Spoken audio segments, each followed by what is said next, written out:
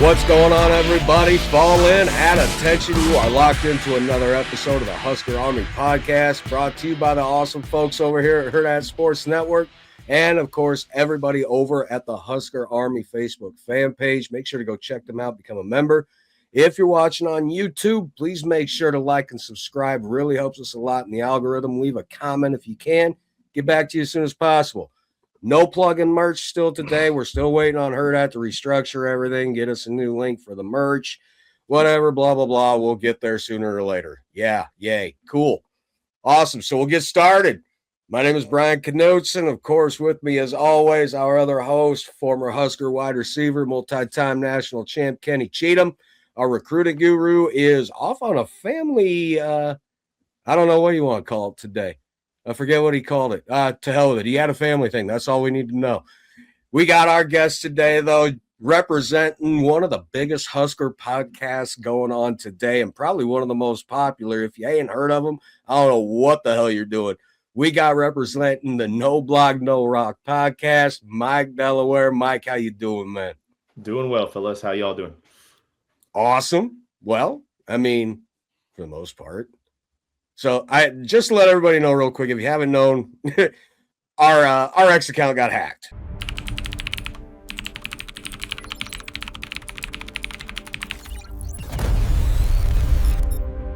That was unfortunate, man. Oh, fuck. I was so pissed off when I woke up for work that night because the hacker actually texted me asking for money to get it back. I'm like, are you out of your mind? Wow. They were asking me about crypto. They messaged me. We had our group chat going, and they're messaging me about crypto, and I was like, this is where I'm not going to respond. I'm going to report this. And Thank you. I just waited for the other line of communication. I assumed it was coming. Yes. Yes. Yeah. Unfortunately, I want to say congratulations on all the crypto money that you're making. Yes. Oh, man, the new black truck that I posted about. I mean, dude, so cool. Never thought I'd own anything like that in my life. Such an honor, such a blessing. What an asshole. Oh, but yeah, we're working. When you get hacked, man, it pisses you off. God, it's so irritating because they took something of yours. That's what it is. It's not the fact that it's just an account. We built that thing from the fucking ground up. It's like when people steal. The violation that you feel is just. That's it. The violation. Yeah. Oh, I don't know nothing about the time that you guys have been on, building that from square one, doing all these shows, making all this content, replying is being the 1%er of Husker Nation, and then going in and just swiping that from you like that is just. It's very unfortunate. Very. And come to find out, Big Red Junkies got hacked too. All that. So they got hacked like the day our episode dropped with them this last Monday. BJ texted me. He's like, somebody clicked the damn link. Because I warned him. I sent him a screenshot and everything. I warned him. I was like, you see this, don't click on it. Nothing. Don't even respond. Somebody that had access to their account must have clicked on it. And they got the same messages from the same damn person too. I sent him a screenshot of what I had. I was like, did it come from this? He's like, yeah. Shit. Same person. It's unfortunate, man. We're going to get it back. We're working on it now. Been in touch with the BBB, filed the complaint. They accepted it, so they will be contacting Twitter.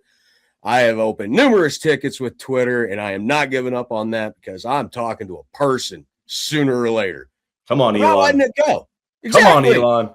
Not letting this go. Somebody told me, why don't you just start a new one? No. Absolutely not. I want the handle. I'm not going to have Husker Army Pod 1 or Husker Army Pod 121 or whatever the fuck it has to be because you son of a bitch took the one I had. Nope. Exactly. I'm with you.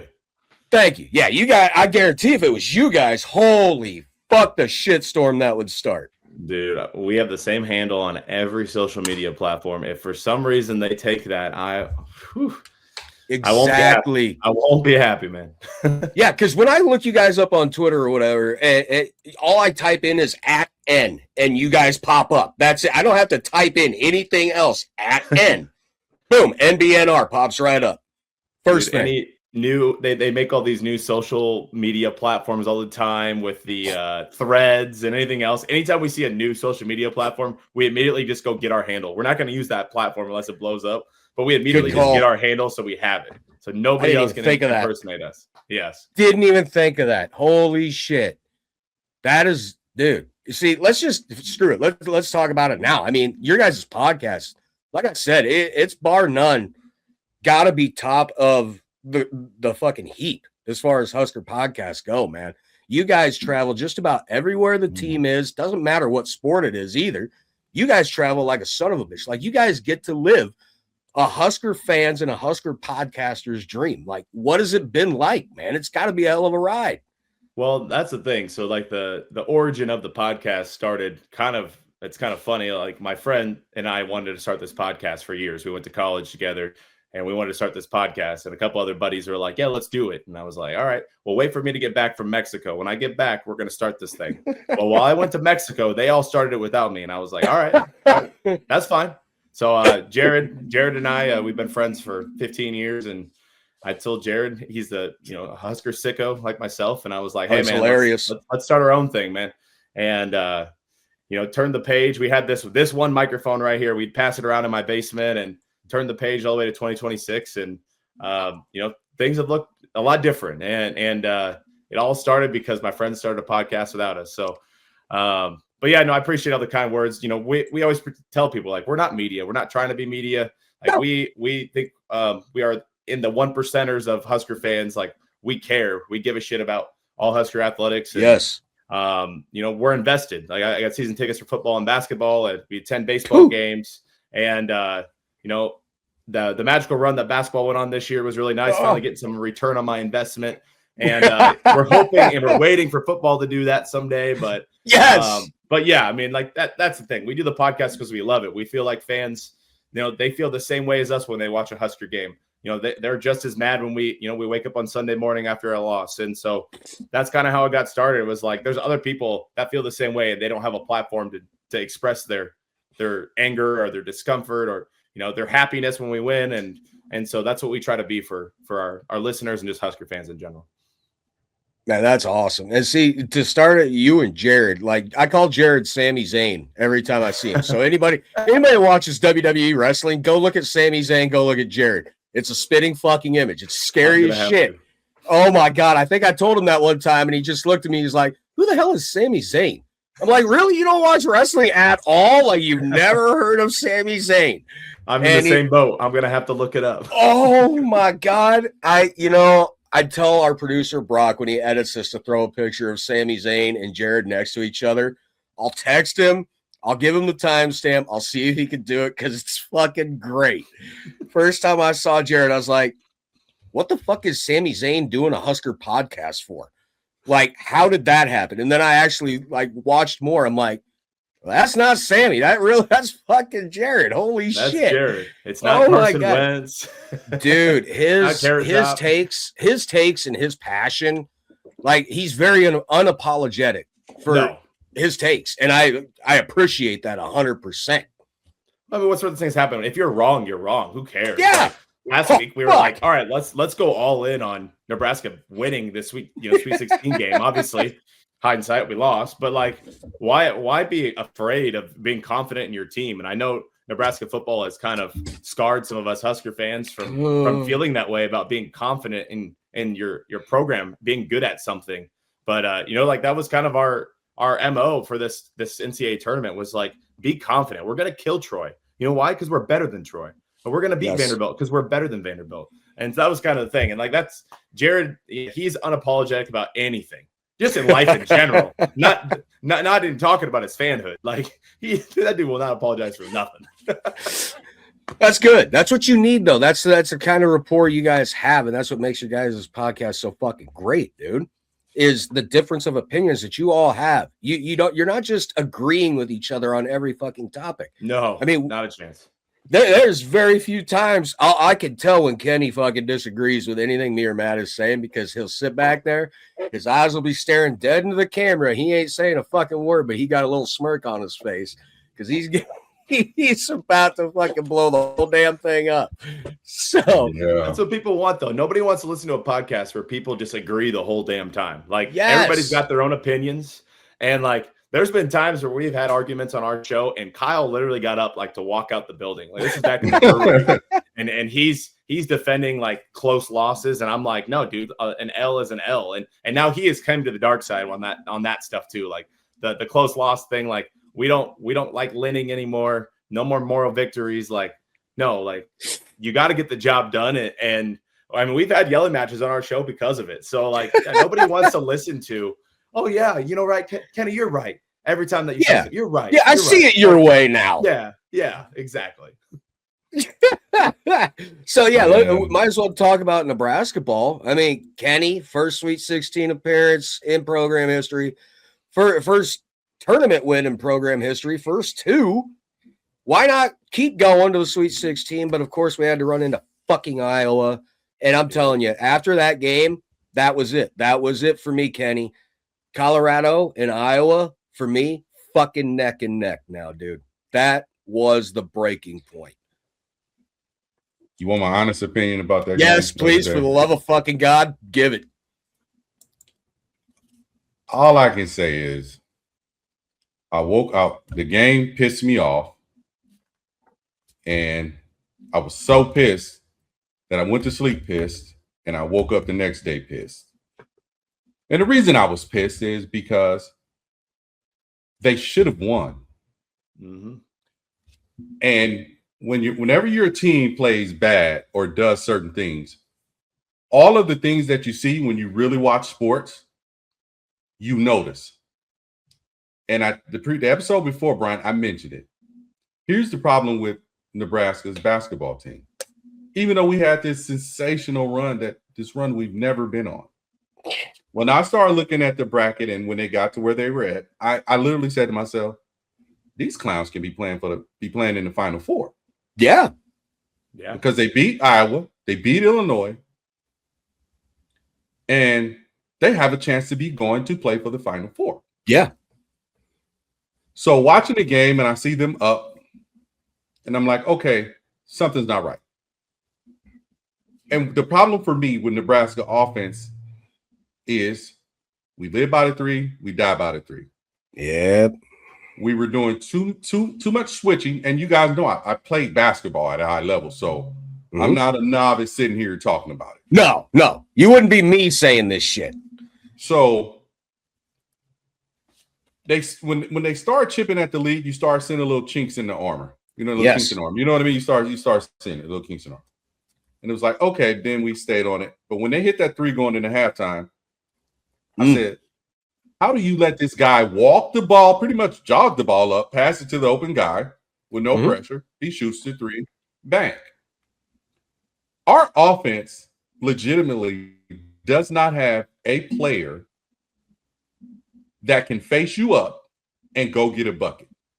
Yeah, I'll agree. Nebraska offense doesn't have that. It's pass swing, three. Can you guys recall a mid-range shot in that game? Sanford hit, I think, a couple.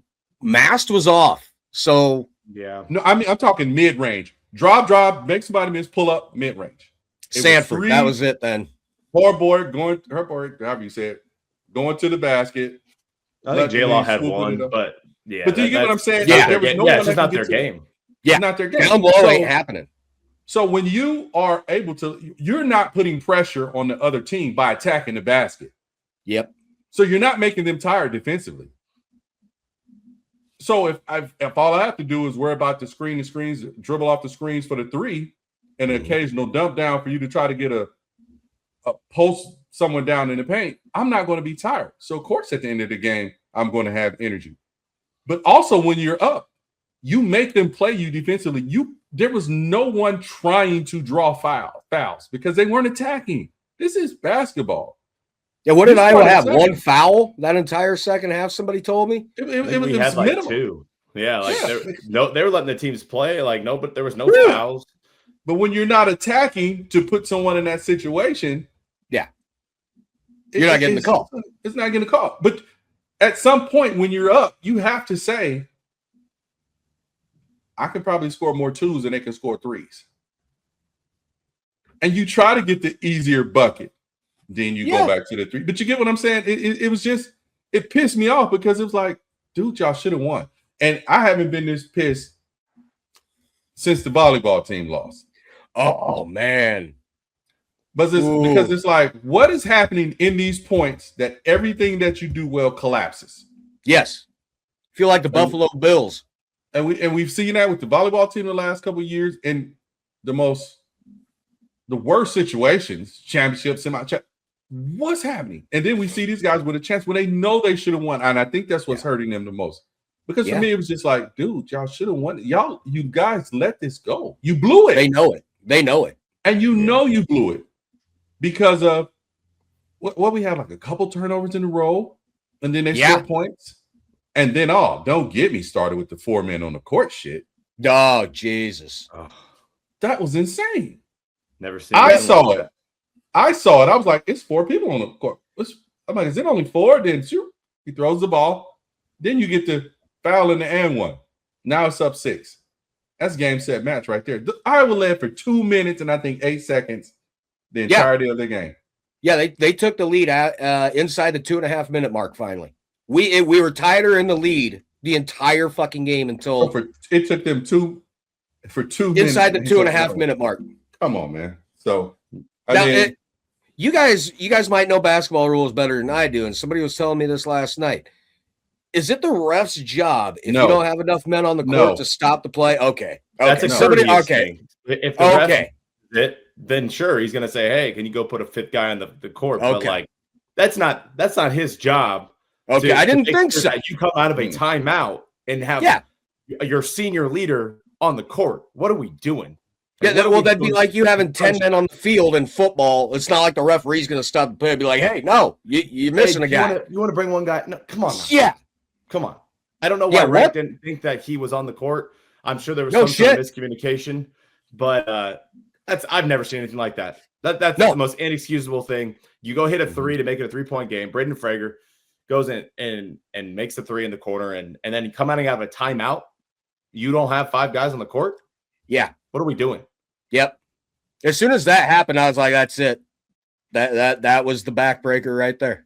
I walked away. Mm-hmm. It pissed you off. Oh, horribly. And honestly, at that point, I was like, I wish we were playing Florida. It honestly wouldn't hurt so fucking bad. It really wouldn't. Wouldn't have hurt near as bad. But Iowa got what they fucking deserved. Illinois took them out. Hallelujah. So Iowa can go the fuck home. And man, I got to admit though, I thought social media would be fucking insufferable after that game. When I hopped on Twitter, it was almost all Husker accounts just thanking the team for the season they had. Yeah, you aren't in the trenches with the Iowa fans. That's true. It is my personal account. It's my personal account now, so I'm not seeing as much. Yeah, your algorithm's a little different. It's a little fucked up. The Iowa fans, they love getting our menchies. Yes. Yeah. That game was just kind of odd too, because like Sam Hoiberg, that was probably the worst game he played all year. Like, he had 6 turnovers, didn't really make much of an impact. And the issue with Iowa is Bennett Sturtz. Man, he's a baller. Like he is. He can play. Baller.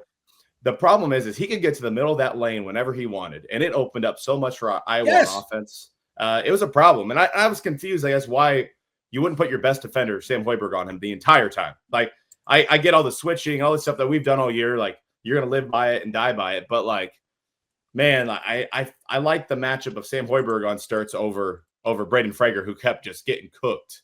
Yeah, I mean, Sturtz, anytime he wanted to get to the middle of the lane, he got there, and then it opened up their wide open shooters, or we'd have to roll off to the shooter, and then they'd have something inside. Like, all game. That was how Iowa stuck around. Nebraska went up 10 in the first half. Like, Nebraska played great, like the best they possibly could have for 12 minutes of that game. Yes. And then after that, it was just back and forth, answering blows back and forth. And eventually the dam broke, and Iowa did what Iowa does, man. They like to make Husker fans sad. They did it again. I don't know what it is about that program. the most obnoxious and the worst fan base in America. You said Colorado and Iowa are like this, and for me, maybe it's a little recency bias, but like, I'm sorry, Iowa, man, the way they've owned our program in every men's sport is especially this year. Yeah, we just got to a point now where like, no, they are one. Anybody else after that, you are 2A, 2B. No, they are one. And the way that their fan base talks, and they can talk their stuff, man. They beat us, but the way their fan base talks to our fan base on social media, like, if you don't think this is a rivalry, and if you don't think that is the most annoying fan base that, in America, then I don't know what to tell you. I agree 100%. I mean, like I said, for me, the reason it's always neck and neck is the old Big 8 hatred. Oh yeah. From way back in the fucking day. I grew up hating these guys from Colorado. Every time I'd see them, never nothing nice to say. Still don't. So, and now Iowa, I think it's the fact that, like you said, Mike, this year especially, I think we only beat them in basketball one time in men's. Other than that, they beat us in literally everything else in every fucking sport. And it's one of those things where it's just like, seriously, where is this fucking coming from? It's between the ears at this point now, though, because like even this basketball team, like our basketball team was better than Iowa's basketball team. Yes, but that thing between the ears, there's something about them seeing that Hawkeye logo that just makes every men's team, their sphincters go like this. I don't get it. I don't get it, but something's got to change, man. Something's got to change. You can't lose to Iowa in everything. They do everything better than you. It's starting to feel. Come on. Oh, by a mile. It's starting to feel like I almost know what a K-State fan felt like back in the fucking 90s playing us in almost anything. Well, you know what Iowa felt like until recently when they used to play Nebraska. Yep. That's true. Especially they constantly get beat every year. I mean, it's just, like Mike said, it's somehow, some way they have their number. It's a mental thing. I don't understand it. I wouldn't understand it, but especially with the basketball team we had this year. You should have went in there like, now I know the game in Iowa, if I can recall, I think both games were close, but I think the one in Iowa we should have won too, as well as the one they had their chance. Yeah, they had definitely their chance. Yeah, and this one is just, it's almost unexplainable because you say, oh, okay. And I think Hoiberg, however you say it. Yeah. I think they interviewed him during the game, and I think he mentioned something about, we have to stay ahead because they're a team. If they get up, we can't come back on, or something of that nature, if I'm correct. It'll be hard for us to come back because how they shoot. Okay, if you know that, you coach to do all the other things I mentioned. Okay, we have a lead. Okay, we can't live and die by the three, even though it is our offense. We have to put pressure on them. And like I said, we were all disappointed. I can say for myself, but I'm sure you all were saying to me, like, we could be playing for the Final Four. Yes. And especially when you saw Illinois going at them and attacking them and exploiting their weaknesses. Well, and Illinois is a tough matchup for us, too. I'm not going to say that we would handily beat Illinois. We beat them, in their house. They beat us in our house.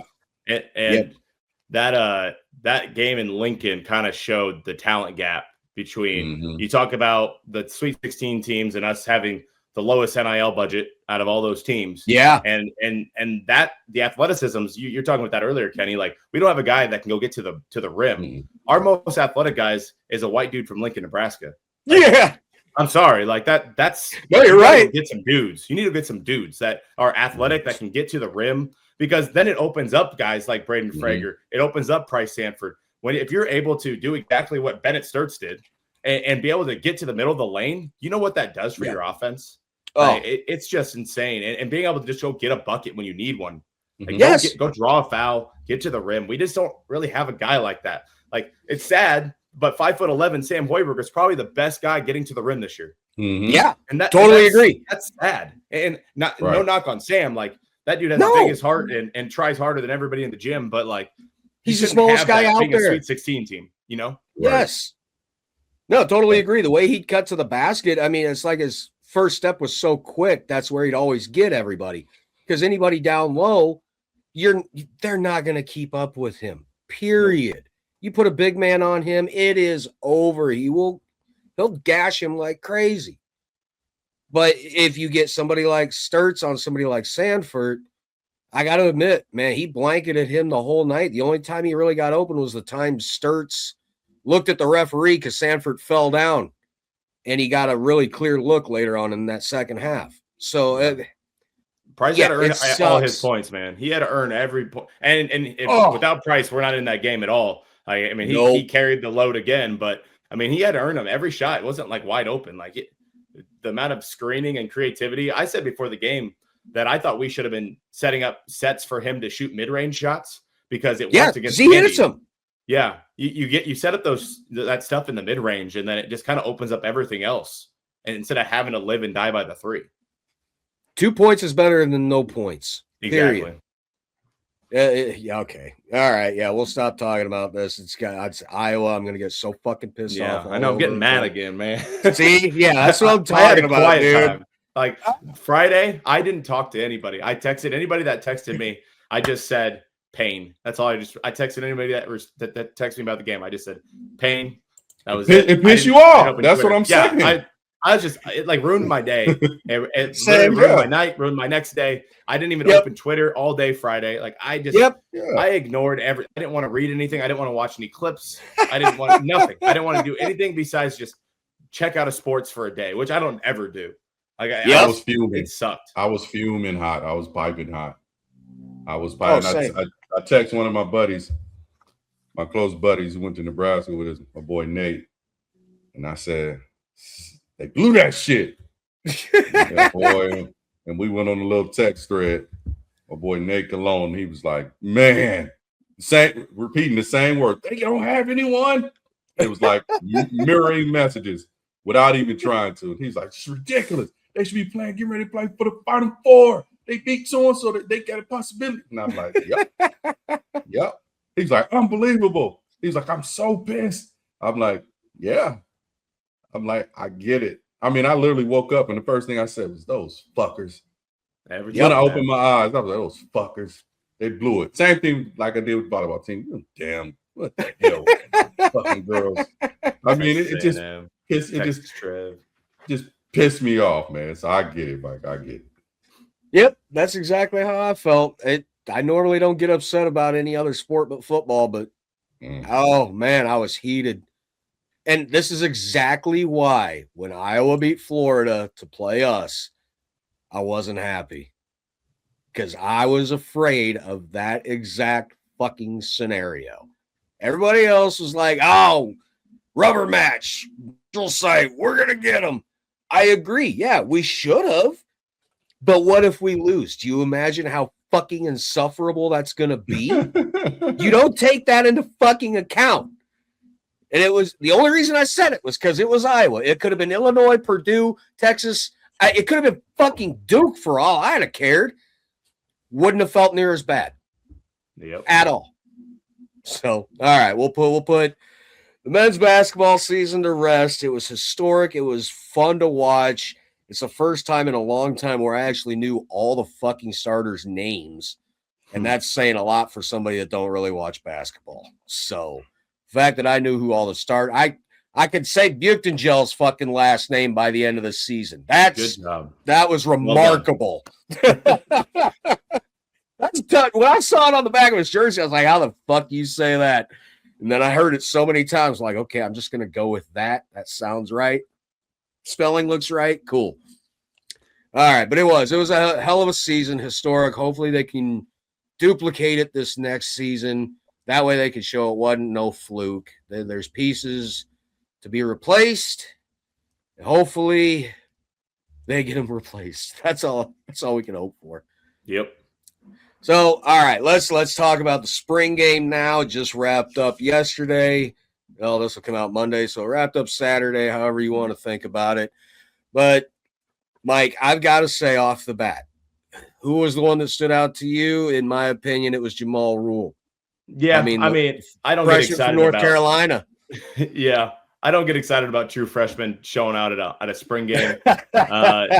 spring game is a tough conversation. So it's like, okay, is Jamal Rule looking good because our defense isn't very good, And then you got there's this tough conversation. At the end of the day, it's a practice. Jamal Rule definitely showed that I think he can play at this level, and it'll be interesting to see how that rotation looks this year. With Mosey and Mackay and Ives. So you've got some backs, man. Like I think everybody was really worried about this running back group, and maybe that's the takeaway that you can take away from the Jamal Rule thing in the spring game. And Mosey, I like his burst and the way that he can move laterally. I think that's going to be really nice this year. But I think it gives you a little bit of confidence. Like, okay, maybe although Emmett's going to go to the NFL and he's going to have a hell of a career, maybe this running back room is going to be okay. I think it will be. This is why I wasn't too worried why they didn't go after somebody in the portal. I was like, look, we've got guys like Mackay. We've got guys like Mosey. We've got Ives back. I understand Ives isn't on anybody's like high list or anything, but then knowing Jamal's coming in.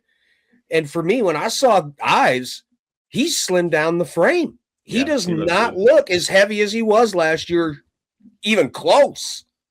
I'm not saying he added speed or anything, but even if he added a little more speed or a little more shiftiness to him, he's still got that power. You can still see the muscles there, but that frame definitely slimmed down. So I got to give it up to Ives for really putting in some off-season work. Yeah, I think so my big name from this spring game, a guy that obviously made the catch of the day, and Quinn Clark. Quinn Clark, I'm telling you right now, he's going to be hard to keep off the field. I know we got Isaiah. I know we got Ja'Cory. I know we went and got the Quasi Gilmore. There we go. I know we've got dudes at wide receiver, but we don't got a dude like Quinn Clark. Like there's not a lot of guys 6'5". That frame, the way that he can contort his body, like that catch. I mean, that wingspan? Yes. And obviously, Kenny, you could speak to the wide receivers a little bit, but like I'm telling you right now, to have a receiver like that, like it's a different type of guy compared to some of the other guys. The other guys are very similar. They got that smaller frame. They can do things after the catch, but like having a guy like Quinn Clark and having that frame and having the hands to do what he showed at least in the spring game and even in the bowl game, like I'm excited about Quinn Clark. They're gonna have a tough time keeping him off the field on every down.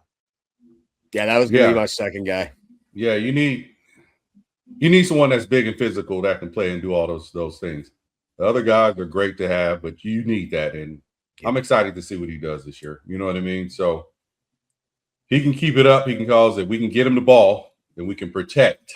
Let's start from the front. If we can protect and put them in position to get the ball and make plays, and they should be all right in that group. So I'm looking forward to see what they do. But it makes a difference having a guy that size, that big. I think a lot of times people get enamored with the little scat type receivers. Catch and go jitterbugs. But when you look down to the core of all levels of football, the bigger physical ones are the ones that really alter the game. Now the small ones have their moments because they're big, fast, quick. It looks more electric, but you need those bigger guys to get it dhan. So a red zone threat would be nice. Like I know we threw up a lot of jump balls to Isaiah Hunter last year, but like I'm sorry, I'd rather throw a jump ball up to a guy that's 6'5" that can go up. Thank you. Get it. Especially with Calandria, where I hope that maybe he's just as accurate as Dylan, but I'm going to say that's probably not going to be the case. I don't think so either. Is going to be, we saw it in the spring game a little bit, like that ridiculous throw that ended up being an interception. He had an easy check down to the tight end, and I'm not going to take all that out of proportion. It being a spring game, it's a practice, but like he's had history of that too in his career of forcing balls and having turnovers, and so maybe a guy that's a little less accurate. That could be a really best friend for him is a nice tall frame in the red zone. Well, it's like Carricker said when we got him out of the portal. He's like, Husker fans, look, there's going to be times you love the guy and there's going to be times you're going to hate the guy, but he's going to be the guy. Yep. And he's going to be exciting to watch. And for me, he was. What I noticed, he's not a touch passer. He likes to fire that fucking thing. Like that ball he threw, I forget who it was, to the sideline. Ja'Cory, he threw that. Was it Ja'Cory? I thought it was. Right over the shoulder. It was a good throw. Wow. It really was. Because he put zip on the damn thing, it didn't give the defender time to react. By the time the defender looked around, the ball was already in Barney's chest. So, and it was a hell of a grab by Barney. So, I mean, what I'm worried about is this is something Matt brought up when I talked to him last night, because he was at the game. I unfortunately had to watch on TV. So he got to see AC live in person. He's like, he's a tiny guy. Yeah, like he is. That's what I'm worried about. And I know the Mountain West is the Mountain West. You're a football player no matter what, but that's not Big Ten football. I've got the same concern as Matt does now. If he takes a solid shot, I know he's a tough kid. I watched all of his highlights from last year. Is he going to get up? That's my fear. Well, if you don't recall, you remember we had this 6'5", maybe 6'6" quarterback that was running option year one for Matt Rule in Heinrich Harburg, and that guy's got a frame on him, and he still got dinged up. He said he didn't want to slide, and he was sliding by the end of the year. So yes, he was. The Big Ten is the best conference of college football. You would think Anthony, being a veteran guy, he knows how to take care of his body. He knows when to get down. So yeah, hopefully it's okay. But Latif's not that much bigger either. The wind will blow him away too. So you gotta. We've got some skinny guys in the quarterback room, and anybody who thinks there's a competition, I think you're out of your mind. Like, they didn't bring Calandria in here to sit. So that's your quarterback. And we'll see if he gets dinged up, because we know backups play at Nebraska. They play every year. Yes, they do. So sometimes your fourth stringer plays. yeah, we ran into that too. So Latif's got to be ready, and I think the staff needs to prepare him better to be ready than they did last year. Yes, and that's something I enjoyed seeing on TV, because I was able to go back, watch it on YouTube last night, and be able to really just focus on the offensive line. In my opinion, yes, I know it's a spring game and everything, but what I saw out of them was night and day from even just the bowl game, honestly. And to see the footwork they had, the way they were moving. Pritchett, holy shit. Did that guy get bigger? And he looked bigger. He looked stronger. He looked faster. Evans at center, moving like he was last year, maybe even a little bit quicker. So I'm excited for this offensive line coming into this year. Kenny, I mean, come on, man. We saw the fucking struggles last year, dude. It was plain to see for everybody to watch every single game how they struggled. If there's even just that little bit of improvement this year, we should be looking at least another win or two easily, right? Shit, with what? His schedule? Yeah, just one or two. Shit. Hey, I'm not gonna fall on that train. I have no clue. I mean, shit. I'm literally, you guys see me over here clicking stuff. I was literally just looking at the schedule. I said 5 wins. Yeah. 6. It'll be a good year if they get 6. Yeah, I said 6. I literally looking at it said, okay, that first 3. Oh, damn, Michigan State. They got Fitzgerald now. Is that a guaranteed win? Oh, they're in Maryland. Depends on which bipolar Maryland team shows up. Yeah. Oh, then they get in the shit. Whoo. Maybe Illinois. I don't know. They don't know. I'm literally thinking while you guys talking about that. Ooh, 6 wins. Well, you talk about looking at the schedule, and all those teams, they're looking at their schedule. They see Nebraska. You know what they're saying? Dub. Dub. Nope. Like, nobody's scared to see that red end on their schedule. Not anymore. Like, we've got their number. Like, so now I will say this, and I'm not an optimistic guy. Okay. And if you ever listen to my show, I am the farthest thing from optimistic. Oh yeah, you'll fucking say it. We talked about this basketball team a little bit ago, and that basketball team was projected to finish 14th in the Big Ten. Yep. Okay? And they had to play big dogs this year on the road, and they did some stuff. And I think this type of schedule and year 4 of Matt Rule, this is really gonna show like how good of a coach is Matt Rule. What can he do with a schedule like this? Can he manage a game? I'm very interested to see if I think our basketball team overachieved. or maybe the experts just aren't experts, which I think there's a little bit of that too. Why there can't is overachieve a little bit too? And I'm like I said, I'm not a Kool-Aid guy, I'm not an optimistic guy, but like the basketball team gives me a little bit of hope because maybe the quietness of this spring game, of the spring practices in general, winners they work in the dark, man. Like we don't need to be talking about how good we are. I think that's half the issue is you got all these guys that they have to live up to these unattainable expectations all the time. And to be able to work quietly in the dark while basketball was taking the spotlight and everything else. Yes. Maybe I think that's a really good thing for this program going in. Now you're going to get the off season right when fall comes around the corner. You're going to get that push of all the excitement and stuff again. But like, oh yeah, if they can keep that stuff under control, I think it can only benefit this team. I agree. Kenny, that's something we talked about, BJ, from Big Red Junkies last week, how quiet the spring has been for the football team. And for me, the way I'm taking that is straight fucking focused. That is the way I want to take it. I don't want to take it any. Exactly. Unlike you, Mike, I'm the total optimist. I am not. I can't help it. I literally took it as people not giving a shit, but giving a shit. Yeah, honestly, you ain't wrong. I think people are tired of the hoop and holler, and then we're not seeing the results. I mean, I think on you guys' poll, I put -10. They said, "How optimistic are you about Nebraska spring football team?" I put -10. Out of 10, -10. Nobody cares, right? Yeah, I mean, honest, and this is the truth. I probably saw the last 6, 7, 8 minutes of it. First of all, it came on at 9 o'clock my time. I was still asleep. So, that's my Saturday and Sunday, my days to get all the Z's I need to power up for the rest of the week. So, I don't text Kenny until like noon on a Saturday or Sunday. Then I saw the score and I was like, oh, this is low. Then I saw what was going on and I was like, oh, and I saw Jamal Rue's long run. I saw some other little stuff. Now I saw highlights later, but I was like, oh, okay. But I kind of had the mentality that I think this offseason that we all had, like, oh, okay, let's just see it. Because I think a lot of people are at the point now that, like myself, I've been at that point. I don't want to hear anything. I don't want to hear anything. I need to see it. Enough talking. Of course, we have expectations. Of course, we're supportive. Of course, we want to say, man, we can do this and that. But then I have to be real with myself and be like, shit, I've thought that before and been disappointed on many a season.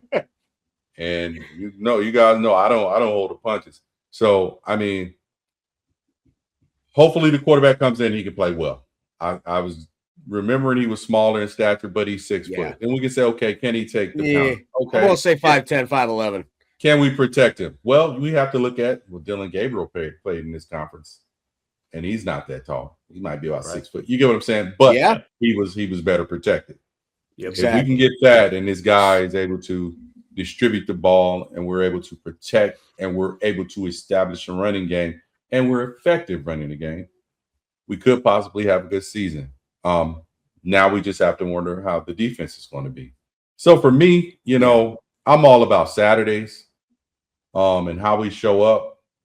And Brian and Matt always hear me say, I don't want to hear about recruits and what this team's doing and who's signing, because it means nothing until you put it to the belt the ass on the field of somebody and you go out there and play. Yep. Have you ever seen our recruiting episodes? Kenny doesn't say much. I need to see it. I need to see it. I need to see it because we haven't seen it in so many years, and we've all been disappointed and pissed on Sundays because of games we should have won or where we failed to play to our expectations. And I can pinpoint last year, and we kind of touched on it last week, that where we all were like, what the fuck? And it was the Minnesota. Yep. Worst game of the Matt Rule tenure, in my opinion. Jesus. So. And then you know what else I'll put after that? Even though what the circumstances were, Penn State this past year. I agree with that one. It was just like that Minnesota game was like, whoa, what am I watching here? It wasn't us. What are we looking at here? This is a collapse. And those are the things that we are used to, accustomed to seeing in recent years. And we need to stop that. Now, we don't want moral victories. I don't believe in moral victories. But if it's one of those where you're going and something just happened and you lost, I think we can accept that more than the collapses that we've seen in recent years. You know what I mean? So, I mean, hopefully they can protect the quarterback. Hopefully he can take getting hit. But if they're protecting him, we don't have to worry about that. Yeah, I think we've got the type of quarterback now that might more suit this offensive line. Being able to move around in the pocket. Yeah, being able to help his O-line out just as much as they're going to protect him. He can protect them by creating things with his legs, moving around in the pocket. Things break down. He's the type that can take off. He's not just going to sit back there and try a touch pass over the fucking middle and have it get batted away because you didn't see it soon enough or you tried a touch pass, dickhead, instead of fucking firing it. I'm not going to say who I'm bitching about, but I think everybody knows. Well, yeah, I mean, and I think honestly, offensive line's best friend is a quarterback that can move, man. Like, like you can't be a statue, especially in this conference. Like your D linemen are nasty. You got NFL guys all across out. Look at that schedule this year. You're going to play a lot of NFL talent on the defensive line. So being able to get out of the pocket, extend plays, like those are all things that we did not get to see the last 2 years at Nebraska. Like it's not earth shattering that Dylan Raiola is not very mobile. I think he could have been more mobile than he actually ever showed. But I think he was also seeing ghosts because the O-line could not protect him either. So I think, they've got to be able to protect Anthony enough, but he's also going to have to make plays too. You got to extend plays. You're going to have to get out of sacks. You're going to have to go when you need it's 3rd and 4, put your head down and go get 4 yards. Like, amen. We didn't have that. We haven't had that. Even Jeff Sims, that experiment was a disaster. That's something that, he could have probably done at Nebraska. That probably changes a lot of stuff if Jeff Sims isn't stuck. But you got to get guys that can make your offensive line look better, and hopefully Anthony Calandra does that. I think he will. It's like you said, Kenny. It's just we want to see it. I mean, we can talk about it till we're all blue in the fucking face, but we just want to see it. That's it. I mean, I'm one of the biggest optimists out there. Everybody that knows me or has ever talked to me knows that.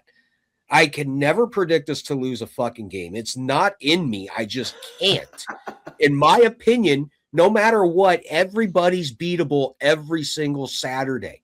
I've seen number 1 get beat by a 3-win team mid-season.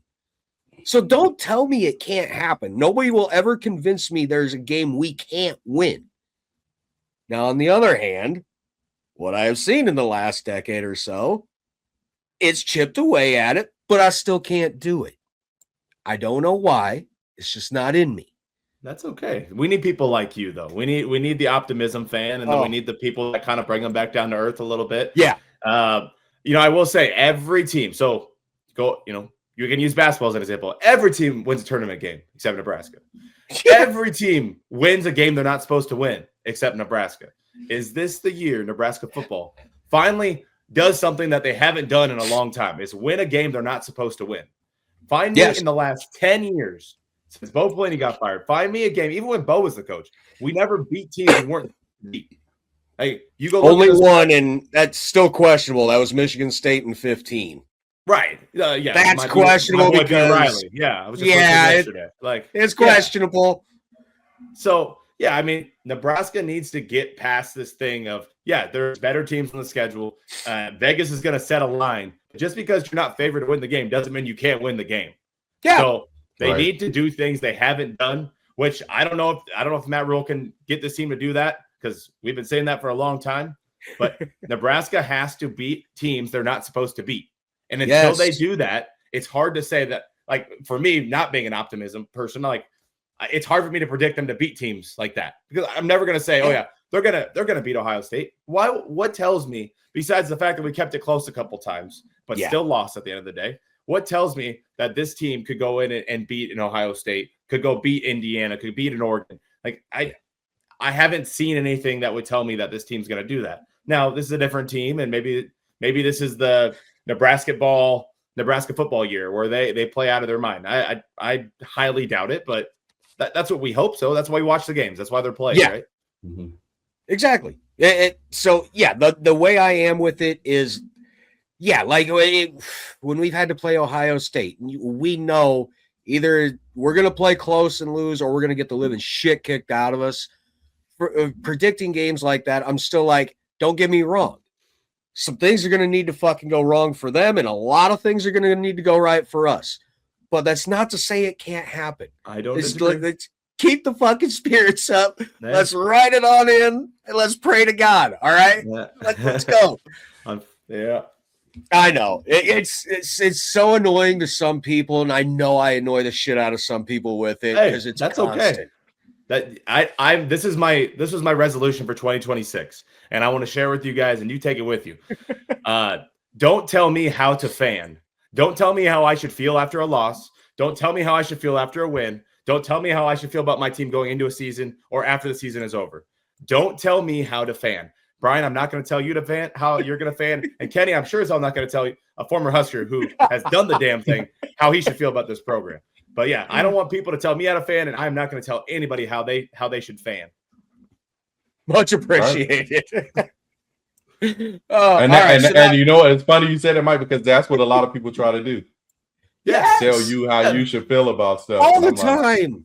Don't tell me how I should feel about it. This is why I do the podcast. I'll tell you how I feel, and if you feel the same way, awesome. If you disagree, tell me all about it. I'd love to hear it. Like why am I wrong? But like, how about the ones that come after you? How about the ones that come after you saying, "Oh, you're shitty podcast," blah blah blah. Then you look at their account, you realize they don't even have a podcast or anything. Right? Like they have no outlet, no forum. So you're just like, you don't even have the balls to be doing this. Shut the fuck up. It's what it is, man. Everybody's gonna have opinions. Opinions are just like assholes. Everybody's got one. So and they all stay. It is what it is. Yeah. All right. Now, flip side, defensive side of the ball. I'm sure a lot of people wanted to see how the defensive line was going to look. Basically, how the defense was going to look in general. For me, I know we didn't get to see a whole lot as far as like penetration behind the line, except later in the fourth quarter. You started to see that D-line really start to not get pushed back so much. But for me, it was just nice to see 4 fucking down linemen every play, not 3, and not a linebacker on the edge or some shit like that. You had 4 down linemen. Then seeing 4 linebackers, I'm like, oh, shit. When he brought in 4 linebackers for a 4-4, I was like, oh, Orich ain't fucking around, like at all. And when they talked to him at halftime, what he had to say, he's already endearing himself to me. So let me ask you, Mike, as far as the D-line goes, I know we didn't get to see much. I'm sure it was very vanilla, very vanilla. Oh, God, extremely. Yeah. But in my opinion, I saw a little bit more size on the interior of the line, especially the D tackles. Van Poppel looked a little, not heavier, but a little more muscular. He looked a tad bit quicker. It's just that's what we need. We need size on the inside of that D line. I think we might have something. We saw some Tyson Terry. Was Malcolm Simpson in it all? I didn't recall hearing his name at all. I don't know if he's. Yeah, I don't know. Is he shut down this spring? He might be. I can't remember. I haven't talked to him for a while. So yeah, he was injured all last year, just like Tyson. I think most of the guys that were injured last year did not participate in spring. So I'm going to assume that I didn't hear his name. Jasir Whittington, that transfer from Pitt, like I could see some stuff there. I like the way he uses his hands. I think he gets off the ball really, really nice. So I mean that's a reason for optimism. If you're an optimistic person with the D line, I'm in the put up or shut up phase though with the D line. Like here's my thing, right? The O line looked really good. We were able to get 3 or 4 yards of carry. But so what does that tell you about your D line? Now that's the tough give and take with a spring game. Exactly. Like I think the defense being called was very vanilla. I don't think they wanted to show anything what this 4-2-5 is going to look like at Nebraska. Yeah. They ran a lot of just basic stuff. And I'm interested to see what's going to happen. You know, I've heard that Orich is very aggressive when it comes to, interesting blitz packages, the edge work, all that stuff. Like, obviously, you couldn't do any of that stuff. Quarterbacks weren't live. Yeah. So, like, what's the point of sending everybody? Because what's going to happen? So exactly. I don't know. I hope that RVP gets his body right. I hope Jasir Whittington, he's not a tall guy, but maybe that leverage and that burst could help the D line. But I don't know. There was other really from the spring game watching the D line that was like, oh yeah, that's gonna be totally different than last year. I didn't see anything that I'm like, yeah, that's different. So no, nothing stood out there to me as well. It was just so refreshing to see 4 fucking down linemen instead of 3. Oh, that was the biggest thing for me. When Orich took the job and I found out what his base D was, I was like, thank God. I'm so done with this 3 down lineman shit because it does not fucking work here. Unless you've got the guys like Nash Hutmacher and those guys. No, it's not going to work. I'm sorry. Robinson and Hutmacher made that work. When you ain't got those guys, it ain't going to work. Because of their size. Yeah, it can work in the conference where you have smaller linemen. Yeah. Yes. Works just fine. And you're going small for small, speed for speed. I mean, but not when you're undersized with that type of front and you're playing these big old linemen. You think Michigan running out small guys? Think Ohio State's running out small guys? Nope. I mean, Minnesota even? Yeah. These are big giants, and you're trying to get them with speed, but you're one man short. But look what's happened to Wisconsin. Look what's happened to Wisconsin. They've had smaller D linemen since Fickle's come in, and look what's happened. And he knows their better. Defense gets shredded. And he knows better, so he definitely knows better. So hopefully the D line with that front. What are they running? The 4? Or are they running the? I think it's a 4-2. 4-2-5 is what 4-2-5. Yeah. No, that's the Orich is the 4-2-5, and Bo ran a lot of 4-2-5 when he was at Nebraska, and it worked pretty good in the Big Ten. Yeah, we had good defenses. They had when Bo was the coach, their nickel was called the peso, I believe, is what we called it, and I think what makes that 4-2-5 work is you got to find a guy that can actually cover and can get down in the box when he has to. So I'm interested to see who Orich uses for that peso nickel type of, and I don't know what he calls it. I think they called it an Aztec at San Diego State. But you got to get a good nickel. And I know they're kind of rotating a couple of different guys there. But I remember Bo. They had like DeJon Gomes and Eric Haig. I think a couple of those guys ran that peso position. So you got to find a guy like that is super easy, able to go cover, but can fill the box, can plug the hole. Like those guys don't grow on trees. Like you can't make a corner and say, hey, you're gonna play peso or nickel and go there in the box and make plays. So almost like a strong safety. Exactly. Yes, exactly. Hybrid strong free safety, because most strong safeties really, really, really can't cover, but they can cover. Yeah. But more like a hybrid between the two. That's aggressive. So pretty much like an aggressive big corner that likes to tackle. Exactly. Okay. And they don't grow on trees, man. Like you got to find a guy that likes to hit people, but can also cover. When I look at this defense, Jameer Khan fits that build for me. I don't know if he's going to be the nickel, but Jameer Khan, he's a guy that he was able to tackle an open field really well last year. He covered really well. I know they're kind of rotating him in at corner and safety, but like he's the type of guy I could see that could fit that build. And then he also brought in a couple guys from San Diego State, that McDougal and one other guy, one of their safeties. So, but I think that's the secret sauce to make this defense work, especially in the Big Ten. You have to have a really good nickel and probably a couple of them that can actually get in the box, can tackle when you're playing against an Iowa that's just going to pound the ball at you. Because with only 2 linebackers, you got to have good linebackers, then you got to have a good secondary that can come in and help. Yeah, you're going to need an amazing couple linebackers or 4 that you can constantly just keep interchanging. Because if your D line is getting busted up, that's your next line of defense. And with only 2 of them, they better be fucking ready to go to really get their heads down and just stick somebody. So, and that's what I wanted to ask real quick before we wrap it up, Mike. The secondary. I mean, it was obviously the strongest point of the defense all last season.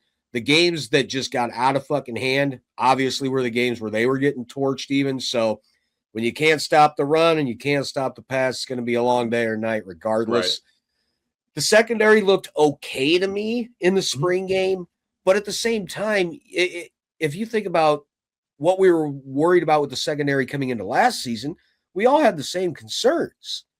So, I mean, is this a case where they're probably just going to be able to reload that secondary with all we've lost?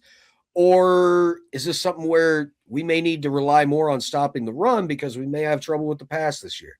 Well, I think the secondary will be just fine. Like, I think Andrew Marshall, I think he's an NFL guy, and you got him coming back. You got a couple of those San Diego State guys that are transferring in, that McDougal, and I still can't remember the other guy's name, but like that helps the learning curve. That helps the other secondary guys learn this defense the right way, gets them in position. So I think that helps a lot. And like the only thing that I'm concerned about, I think, is going to be who's that corner number 2. I think in the spring game they had Jeremiah Charles out there. We've watched Jeremiah Charles play man coverage in this Big Ten conference. And although very young and experienced, it'll be interesting to see if he's gotten better. Has his technique gotten better? Because Jeremiah Charles, probably the best athlete on the team, fastest guy, all these things. But like we saw him get cooked against UCLA. We've seen him struggle in man-to-man coverage. So that I personally, I'm very confident.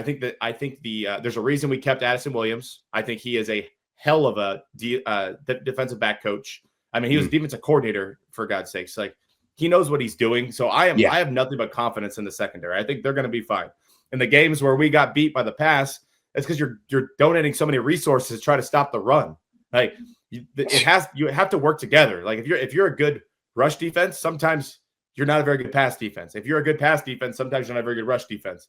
You got to have a good balance. And I think Nebraska's pass defense was so good at times because their rush defense was so bad. And I think vice versa. Like, teams knew, I'm not going to throw at Sierra Wright this year or at this game because I can run the ball and get 6 yards of carry. Why would I even take a chance at throwing it at him? So I don't know. I'm pretty confident, though. I like Addison Williams. I think the defensive backs are going to be just fine. And then they brought in Yelk, the safeties coach. Kind of having another set of eyes in the secondary. And he's coached with Orich in the past. He was just in the NFL, which sometimes that worries Husker fans. But I do think that I think the secondary is going to be the strongest unit of the bunch. So they're my least of my worries. I'm worried about the second level because I think as much as the D-line got a lot of flack last year, the second level was part of the issue. Like, they were not in the right place at the right time. They were not using their eyes at times. And so as much flack as you gave the D-line and everybody else is giving the D-line, like the second level has to get better. And Orich is a linebacker guy through and through. So you would think that's going to be a focus area for him. And if the D-line, can just do their job, I think the linebacker should be able to clean it up. And so, that'll be interesting though. My biggest concerns are going to be, obviously the D-line, but then the linebackers. But I think secondary, I'm not worried about them at all. I think it'll just keep going. For me, I think the biggest things I've taken away from clips I've seen with Coach Orich and Coach Yelk is it really seems like they give a shit about trying to coach these guys up, develop them, not just I've got you for so many X amount of years. Let's get you here, see if we can get your draft stock up and get you the hell out of here. I mean, granted, they don't act like they don't care like that, but I guarantee there's times in the past where it's felt like that. And what I've seen from Yelk and Orich, they really actually give a shit. Once these guys are on campus, they want to coach these guys up. They want to develop them because they could be the next fucking star for all we know. The guy in front of him goes down. You have to do that at those lower conferences that they came from. Is you got to develop guys because you're not getting the 4 and 5 star guys. You're getting 2, sometimes 1 stars, and you got to make them play like 3, 4 and 5 stars. So I think that's with NIL. You can gouge a team with NIL now. Exactly, and I think that the people that lost the most is probably the G5 when it comes to NIL and stuff. Because if you develop a guy, they're going to go play for Ohio State or one of the big dogs. So I think you get Yelk and you get Orich, and like that's their track record. You get even Jeep Wade, like he coaches guys, he develops guys, and so you have to do that when you're at those G5 levels. And I think that's something Nebraska needs. We have lacked retention and development in this program for a very long time. How many guys have we lost to the portal, and how many guys have we not used properly and not developed, and they just stayed the same? Yeah, I can remember a couple that went to Florida State. Yeah. So I mean, one didn't even stay at Florida State. He took off before that season even started. But the one that did stay, grass wasn't no fucking greener on the other side. Yeah, ain't wrong about that one. Yeah, I think we all know who we're talking about. Yeah. Keep your mouth shut, kid. Shouldn't talk shit, man. You just shouldn't talk shit because we don't forget. Absolutely. All right, before we head on out, I wanted to touch on it real quick. It's not Husker related whatsoever, but gentlemen, we got football back already. UFL has kicked the season off this weekend, and my God, it's beautiful. I don't care what anybody says. It's football to me. I'll watch European. I'll watch Canadian. I'll watch Japan's fucking football league. I don't give a shit. I'll watch it all. If it's football, I'm watching. So to have the UFL kick off this season. LFL? Oh, God. The Legends Football League, formerly Lingerie Football League. Omaha's supposed to be getting a team back again soon. The Omaha Heart was the Legends football team for a while. They're gone now, but I have heard that it is supposed to be coming back.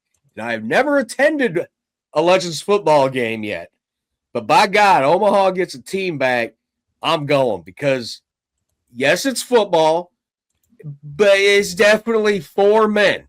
That's for damn sure. If nobody's ever seen Legends Football League, for the love of God, go check it out on YouTube. I will definitely do that. You never seen that? Mike, I actually had a friend that was playing for the Omaha. What were they? The Heart. The Heart. The Heart. Yeah. Actually, I had a friend from high school that played for them. She played soccer growing up, and she ended up playing like running back and stuff for them. So I saw a little bit, but I've never attended one. It's going to surprise you. And here's the better part, hitting, bro. I've seen highlights. I've just never got one in person. I'm a big in-person guy, so. Yeah, and the fact that they have to wear what they wear and play the way they play, they're tough as nails, dude. No knee pad, less knee pads, left. Yeah, they're out there tearing each other up, man. Dude, it's crazy. Good. Bikinis, shoulder pads, and a helmet. That's basically what they get, you know. With vicious hits. Boom. Yes. Hey, and here's the full circle moment. I remember the last quarterback for the Omaha Heart was her last name was Crouch. And yes, she was related to Eric Crouch. That's hilarious. It was funny because she was more of a mobile quarterback too. It was fucking hilarious. So when I'd watch those games, watching her play and hearing the last name Crouch, I'm like, shit.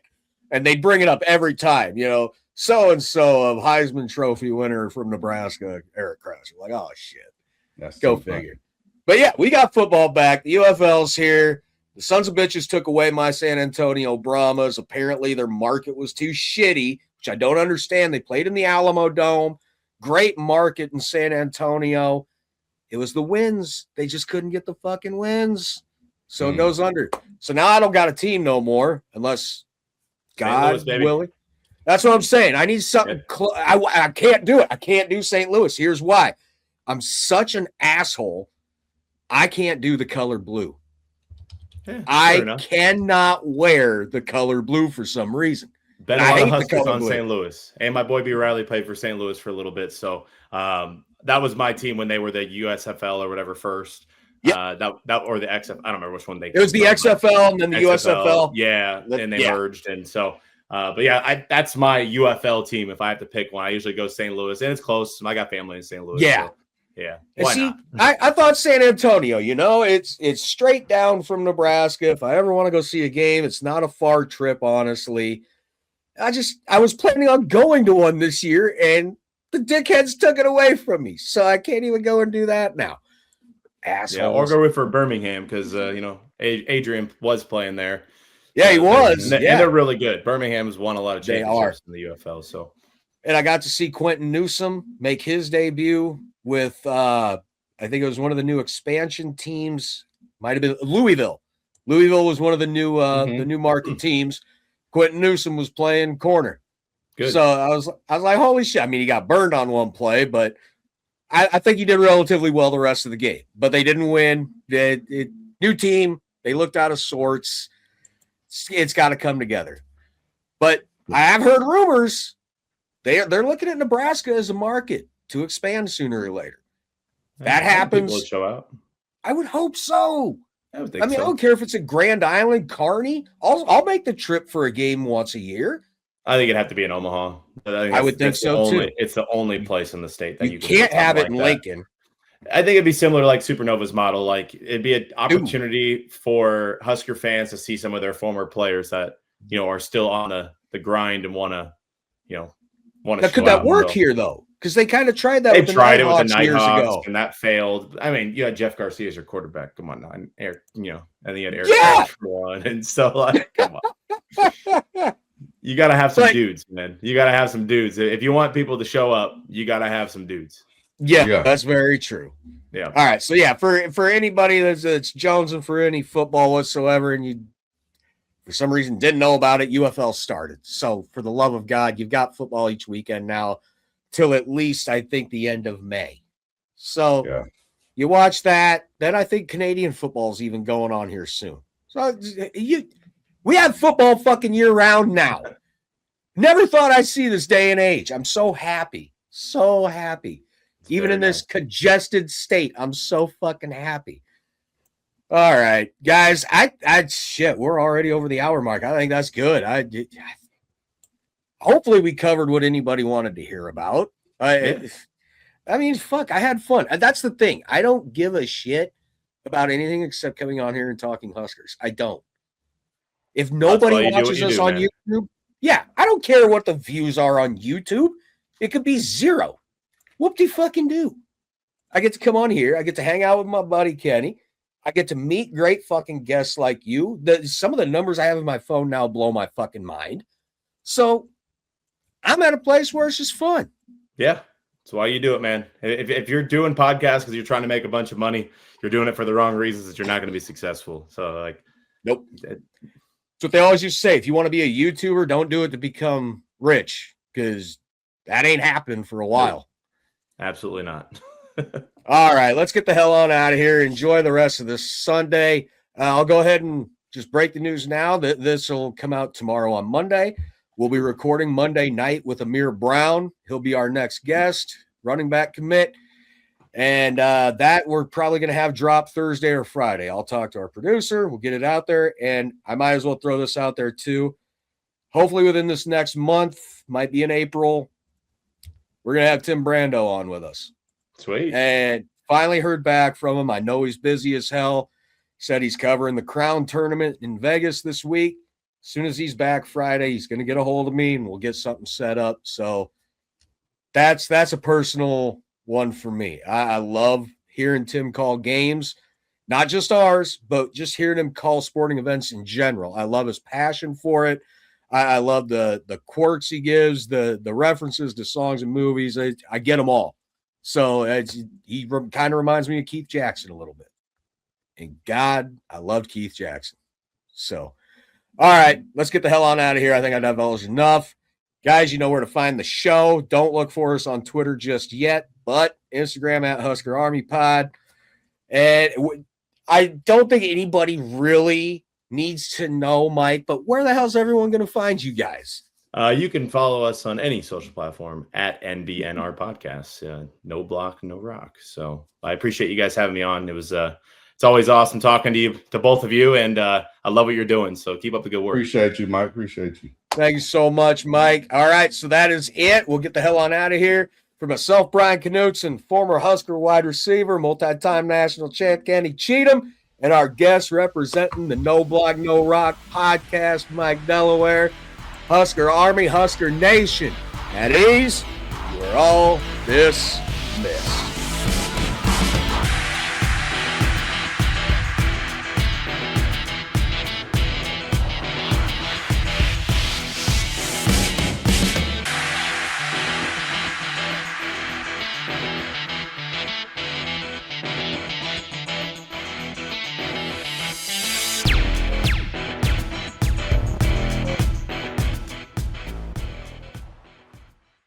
A Hurrdat Sports Network production.